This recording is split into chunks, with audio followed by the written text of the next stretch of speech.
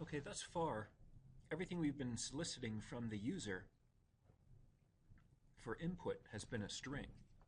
If you take a look at this program, line 1 is our import statement, pretty straightforward, and I want you to code this, get it working. It's called number parse because we're going to do something called parsing, which is how we're going to be able to get numbers. We have our main method, and then we have two variables declared. String input, which is how we get information from the J option pane. In this case, we're going to enter a number. But remember, if we store that in input, it's a string. So if we enter 1, 2, 3, it's not 123. It is just a 1, a 2, and a 3. So in order to convert that, we have to do what's called parsing, which means we're going to convert it into a number. In this case, we're going to convert it into y, which is a double. It's a number, and it can contain decimals. Remember, you can always use decimals in this class, or doubles rather, instead of integers.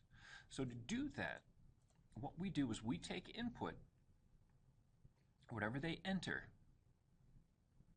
and we use this statement. Y, which is our double, is equal to double dot parse double input, and that will convert it. Now, here's where the issue comes in, that we'll worry about this later in the semester, but if somebody types in TWO and wants to convert that to a number, that will generate an error. So it has to be a numerical one from like the keypad, such as the 1 button, 2 button, 3 button, that sort of thing. We can catch that error later on, and we will. That's later in the book called exceptions. It's not too terribly hard to deal with, but we'll worry about that much later because it can confuse the program early on, or confuse you rather. So we enter a number, and we convert it, or parse it. Remember, those can be interchangeable, converting and parsing. And the only other thing to notice about this line is that it uses capital D's on double. Why they do that, I don't know. Maybe just to make life difficult, since up here we use lowercase.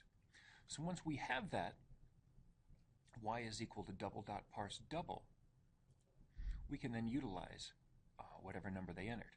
And then here we're doing some simple math. Y is equal to y plus 5, meaning the new value of y is equal to whatever a user entered plus 5. And then we just have a concatenated output that mentions that, or shows the new one just to confirm. So get this one working.